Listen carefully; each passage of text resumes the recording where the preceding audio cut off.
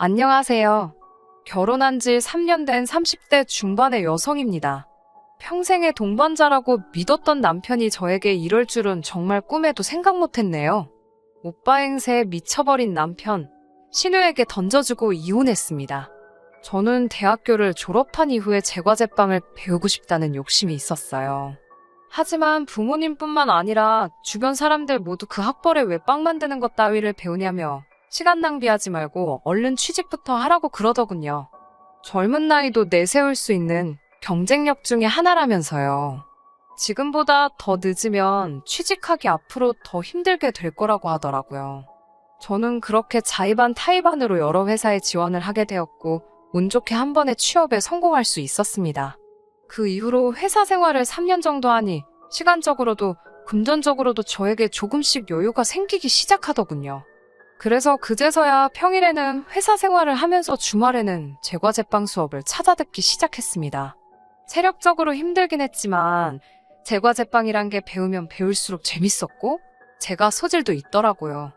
그래서 언젠가는 제 카페를 차려서 제가 만든 빵과 디저트를 손님들에게 선보여야겠다는 꿈을 갖게 되었습니다. 제과제빵 학교를 수료하는데 2년의 시간이 걸렸고 그 이후 지인의 소개로 남편을 알게 되었습니다. 남편은 제가 근무하는 회사에서 멀지 않은 곳에 위치한 중견기업의 회계팀에 근무하고 있었어요. 사실 저나 남편이나 소개팅을 할 생각이 있던 사람들은 아닌데 오지랖 넓은 지인이 다리를 놔줘서 만나게 되었네요. 그 이후로 1년간 연애를 하고 결혼까지 하게 되었지요. 남편에게는 은퇴하신 시부모님과 철딱선이 없는 저보다 한 살 어린 신우가 있었습니다. 결혼 준비를 하면서 시댁의 재산 상태를 어느 정도 파악하게 되었는데 시부모님은 나라에서 나오는 연금과 남편이 보내주는 얼마간의 용돈으로 생활을 이어가고 계셨습니다. 당신들 명의로 집 한 채가 있다고 했고요. 신우는 중소기업에서 격리로 일하고 있다고 했습니다.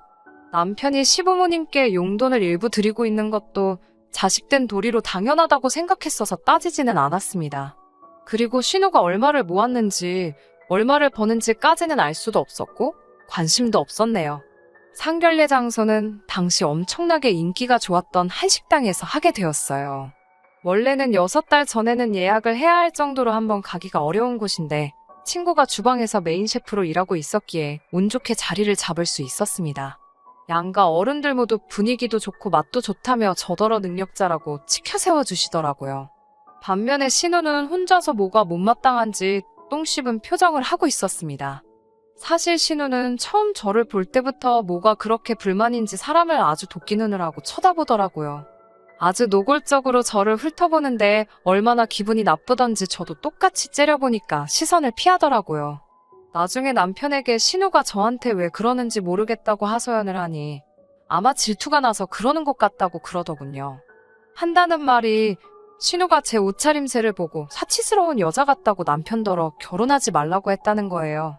어이가 없어서 제가 어디가 사치스럽다고 하냐 물어보니까 제 신발 가방은 다 비싼 거고 옷은 요즘 유행하는 걸로 입고 다닌다라며 딱 봐도 돈을 흥청망청 쓰는 게 분명하다고 그랬대요.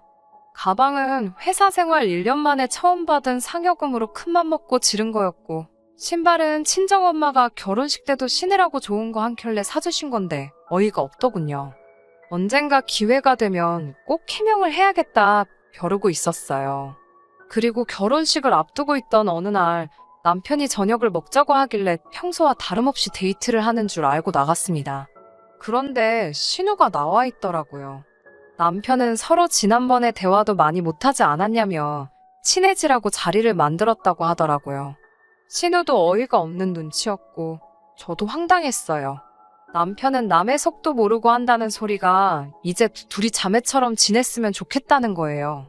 그리고 순간 전 기왕 나온 김에 지난 일에 대해서 이야기를 해야겠다 싶었습니다. 아가씨, 이 가방 제가 정말 피땀 흘려 일해가지고 그래서 받은 상여금으로 산 거예요. 언니, 지금 회사 생활한다고 잘난 척하는 거예요? 왜 말을 그렇게 비꼬아서 들어요? 누가 직장 생활하는 걸로 잘난 척을 하겠어요. 남들 다 아는 직장 생활이 어떻게 자랑거리가 되나요?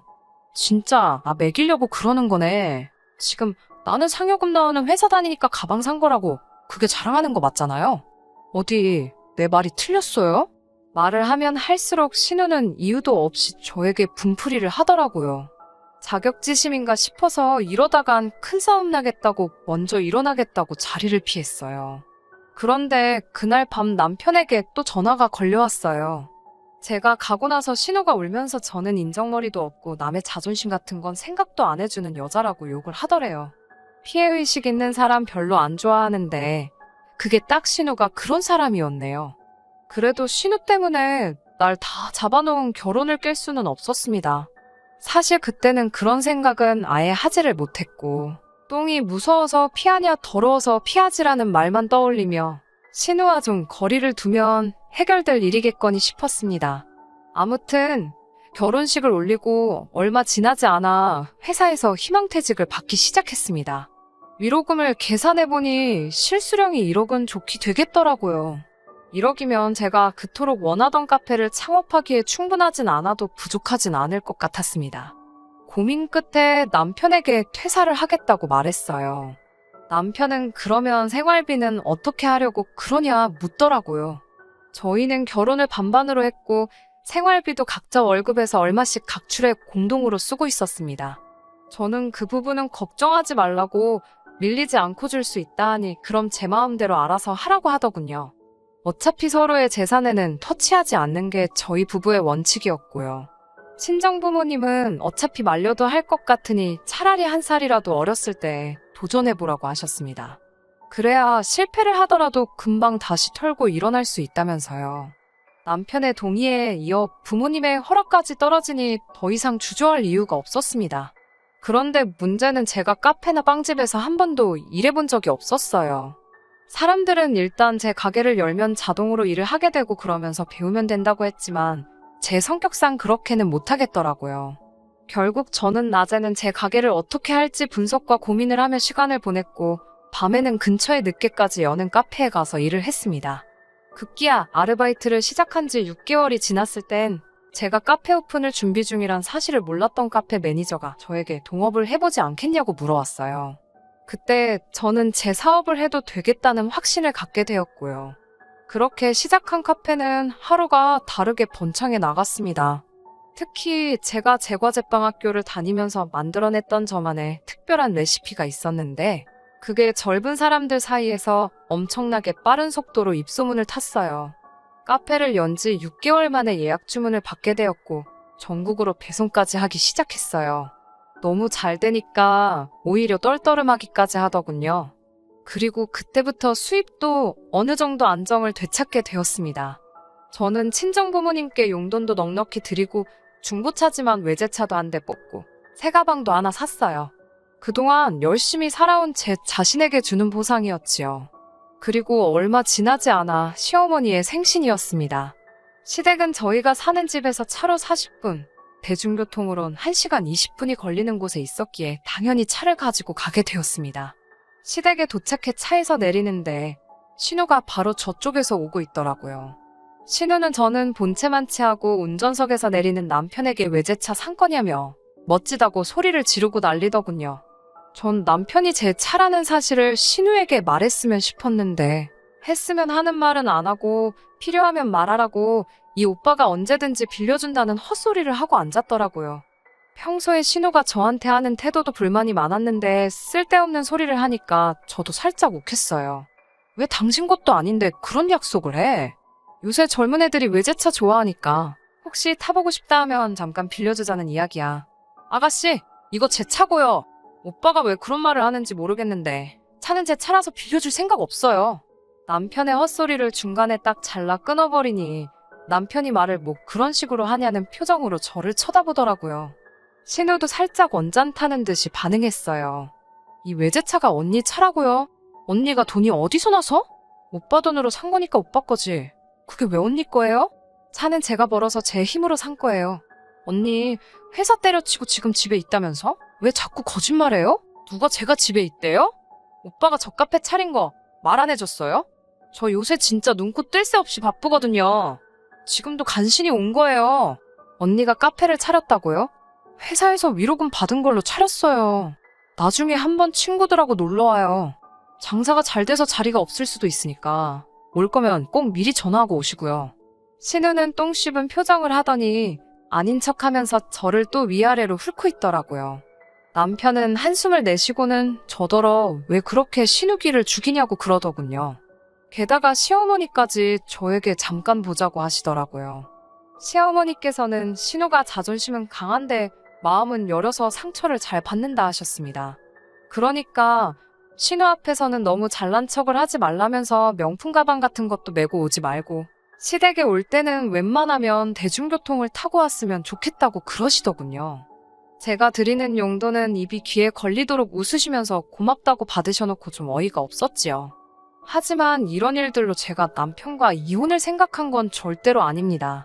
개념 없는 신우 이야기 저도 여기저기서 많이 들어봤기 때문에 내 신우도 그런 부류 중 하나려니 생각만 했어요.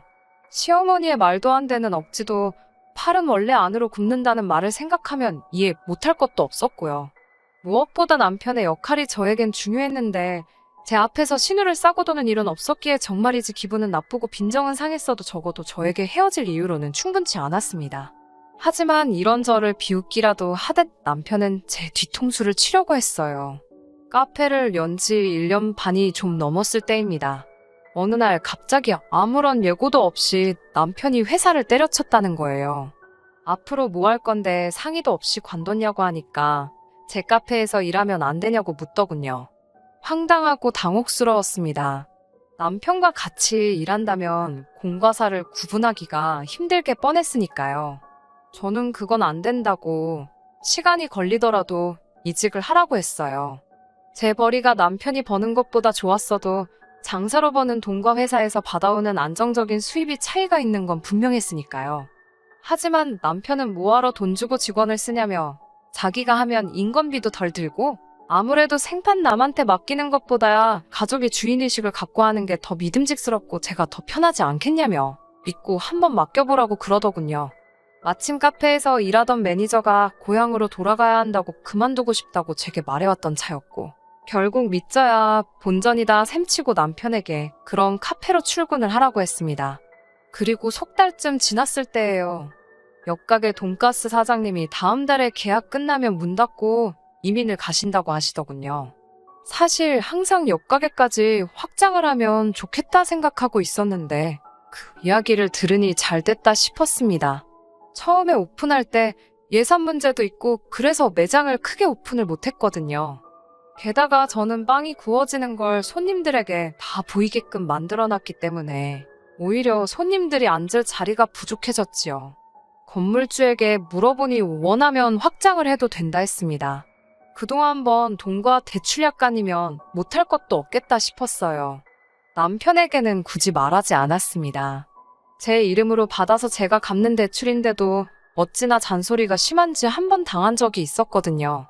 나중에 확장공사 들어가면서 말해줄 생각이었지요. 그렇게 계약서 작성만 앞두고 있던 어느 날이었습니다. 제가 급하게 나오느라 수첩을 집에 두고 출근을 했다는 걸 알게 되었습니다. 더군다나 수첩에는 자세히는 아니어도 제가 그동안 개발한 메뉴들의 레시피가 적혀 있었고 대략적인 매상부터 시작해서 나름대로 저에게 중요한 정보들이 적혀 있었기 때문에 괜히 마음이 급하더라고요. 결국 직원에게 잠깐 가게를 맡겨놓고 집으로 다시 돌아왔어요. 그런데 회사 면접 보러 간다며 카페에도 안 나왔던 남편이 집에 있더라고요. 남편도 갑자기 제가 와서 놀란 눈치였어요. 그러더니 수첩을 꺼내 보이며 이것 때문에 왔냐고 묻더라고요. 다시 카페에 가봐야 해서 빨리 돌려달라고 했더니 제 수첩을 맘대로 다 읽어본 듯 하더라고요.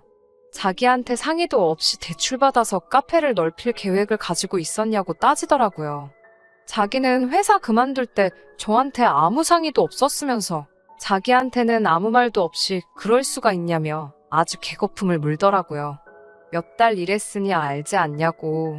가게가 작아서 손님들 컴플레인도 많은데 이참에 확장하려고 한다니까 제 말은 듣지도 않고 아직 계약서는 안 썼냐고 재차 확인을 해왔습니다. 남편이 도대체 무슨 이야기를 하려고 저러나 싶었지만 일단 저는 카페로 얼른 다시 돌아가 봐야 했기 때문에 더 이상 대화를 할 수는 없었어요. 그날 밤 카페 뒷정리까지 다 하고 나서 집에 오니 10시 가까이 되었습니다. 얼른 씻고 빨리 자야겠다는 생각뿐이었어요. 그런데 남편이 아까 이야기하자고 한 거 기억하냐며 이쪽에 와서 얘기 좀 해보자고 그러는 거예요. 도대체 왜 그러냐고 하니까 뜬금없이 신우가 저를 엄청 부러워한다 소리를 했습니다. 갑자기 왜 그런 소리를 하냐니까 신우가 1살밖에 차이 안 나는데 누구는 커피 팔면서 카페에서 사장님 소리 들으면서 돈 벌고 자기는 매일 회사에서 커피 타오라는 소리나 들으면서 돈은 돈대로 못 번다고 하소연을 하더래요. 그 말을 들으니 안 됐기도 하면서도 제가 뭐 딱히 해줄 말이 없더라고요. 남편은 제 눈치를 살살 보더니 그래서 말인데 가게 확장은 좀 늦추고 그 돈을 차라리 신우에게 좀 빌려주면 안 되겠냐고 그러더군요. 신우한테 내 돈을 왜 빌려주냐고 물었더니 신우도 카페를 차리고 싶다 했답니다. 손님들 커피 주문이나 받고 빵이나 계산해주면서 얼마나 편하게 돈 버냐고요. 신우의 그런 사고방식을 듣고 저는 너무 화가 났습니다. 남편도 얼마 안 되는 기간이지만 같이 일하면서 제가 얼마나 고생하는지 뻔히 봐왔으면서 신우의 그런 말에 반박도 하지 않았다는 사실도 굉장히 기분이 나빴어요. 그런 제 마음을 아는지 모르는지 남편은 이제 신우가 시집도 가야 하지 않냐며 좀 도와달라고 하더라고요. 당신은 모아둔 돈이 없냐? 그걸 왜 내 돈으로 도와주느냐고 물으니 남편이 우물쭈물 말을 못하더군요. 제가 남편과 비록 반반 결혼을 하고 있지만 그래도 아내로서 남편이 한 달에 평균적으로 얼마를 받는지는 대략적으로 알고 있었어요. 게다가 남편은 씀씀이가 큰 편도 아니라서 분명히 모아둔 돈이 있을 거라 믿었거든요. 그런데 모아둔 돈 없냐는 제 질문에 대답을 못하는 걸 보니 뭔가 있구나 싶었습니다. 저는 결국 남편을 다그치며 돈 다 어디다 썼냐고 물었고 남편은 기어들어가는 목소리로 이미 전부 신우한테 줬다고 하더군요. 황당하고 기도 안 차서 얼마를 줬냐니까 5천을 줬답니다. 그런데도 한 2천이 부족하다며? 그걸 저한테 빌려달라고 그런 거고요. 저는 정색을 하며 가족 간의 돈거래는 안 한다고 하곤 자러 들어가 버렸어요. 그리고 이튿날 잠에서 눈을 뜨니 남편이 없더라고요. 먼저 카페에 나갔을 리는 없었기에 걱정은 좀 됐지만 부부싸움하고 기분이 상해서 어디 바람이라도 쐬러갔거니 싶어서 전화는 안 해봤습니다. 출근한 지 1시간도 안 됐을 무렵 시어머니한테서 전화가 걸려왔어요. 시어머니께선 왜 신우 돈 좀 빌려달라는데 그렇게 인색하게 구냐고 따지셨습니다. 제 친동생이어도 안 빌려줬겠냐고요. 바쁜 시간대에 전화하셔서는 억지를 쓰시니 저도 너무 화가 났습니다.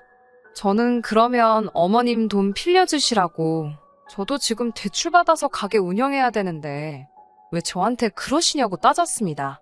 그러자 저더러 시부모 돈 없다고 무시하는 거냐며 혀를 차시더니 저는 가족이 물에 빠져도 하나 도와주지도 않을 못된 인간이라고 욕을 하시더라고요. 결국 신우에게 돈은 안 빌려줬습니다. 제가 계약서를 쓰고 온 걸 안 남편은 노발대발 난리가 났더라고요. 신우에게 자기가 어떻게 보이겠냐며 저 때문에 체면한석에 생겼다고 책임지라고 난리더군요. 시어머니도 결국 네 고집대로 했냐며? 그렇게 네 맘대로 살 거면 내 아들하고 왜 사냐고 악다구니를 쓰셨습니다. 저도 너무 화가 나서 저도 지금 그게 궁금하다고 제가 왜 어머님 아들하고 사는지 모르겠다고 맞받아쳐버렸습니다. 그러자 남편이 지금 시어머니한테 그게 무슨 사가지냐며? 그까짓 거 돈 좀 번다고 눈에 뵈는 게 없냐고 그러시더군요. 저는 남편에게 나한테 이러지 말고 그냥 신우한테 가서 신우랑 잘 먹고 잘 살아라 그랬습니다. 남편도 저더러 후회하지 말라고 물음장을 놓더군요. 그렇게 며칠 뒤 저희는 합의 이혼서를 제출하게 되었습니다. 처음부터 반반 결혼이었기 때문에 위자료나 그런 건 없었고요. 같이 살던 집은 제가 결혼 전부터 소유하고 있던 거였기 때문에 남편과 나눌 재산이 하나도 없었지요. 그런데도 너무 손쉽게 이혼을 하는 걸 보니 이 사람이 무슨 꿍꿍이가 있는가 했는데 그걸 나중에 가서야 알게 되었어요. 모든 이혼 절차가 끝나고 1~3달쯤 지났을 때였어요. 저희 카페에 오신 손님 한 분이 어디서 저만의 디저트와 비슷하게 생긴 디저트를 다른 가게에서 먹었는데 너무 맛이 없어서 혼났다며 사진을 보여줬습니다. 그런데 사진 뒤쪽에 흐릿하게 찍힌 두 인물이 신우와 남편처럼 생겼더라고요. 저는 손님에게 주소를 물어 그 가게를 찾아가 보았습니다. 아니나 다를까 가게에 걸린 사진들을 보니 역시 신우와 남편이 새로 차린 맞더군요.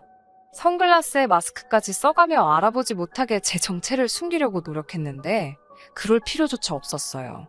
가게 어디에도 두 사람의 모습이 보이지가 않더라고요. 직원에게 사장님과 제가 아는 사이인데 지나가는 길에 인사나 하러 들렀다고 말을 하고 두 사람의 행방을 물어봤는데 직원은 사장님들은 가게를 거의 직원들에게만 맡겨두고 출근을 하지 않으신다 하더라고요. 편하게 돈 벌고 싶어 하더니 가게 차린 지 얼마나 됐다고 벌써부터 직원들한테 모든 걸 맡겨놓고 가장 발로 뛰어야 할 두 사람은 놀러 다니느라 바빠 보이더군요. 진열장에는 저만의 디저트를 조잡스럽게 베낀 듯한 맛대가리 없어 보이는 케이크들이 나와 있었습니다. 아마도 남편이 제 수첩을 봤을 때 거기에 적힌 레시피를 훔쳤다는 생각이 들었어요. 중요한 비법은 제 머릿속에 다 들어있고 자세하게 적어놓지는 않았기 때문에 그냥 흉내만 내놓은 정도였긴 하지만요. 제 디저트가 대박이 나서 제가 돈을 벌고 있었으니 그걸 저렇게 흉내만 내서 팔면 자기들 카페도 대박이 날 거라고 생각을 했나 봅니다. 그때 와서 생각난 게 남편과의 이혼 과정이 너무 순탄했다는 거예요. 애초에 남편은 제 비법을 훔쳐서 신우와 가게를 차려 그 수입을 혼자 독차지하려고 했던 거라는 생각이 들었습니다. 한번 맛을 봤는데 어찌나 느끼하고 계란 비린내는 또 얼마나 심하던지 얼마안가 망하겠다는 생각이 강하게 들었습니다. 그리고 정확히 한 달 반 뒤 신우의 카페가 망할 줄은 알고 있었지만 설마 인터넷 기사에서 만나게 될 줄은 몰랐습니다. 케이크를 사간 손님이 안에 곰팡이가 피어있다며 신문사에 제보를 했더군요. 결국 얼마 지나지 않아 신우의 카페는 폐업을 하게 되었고요.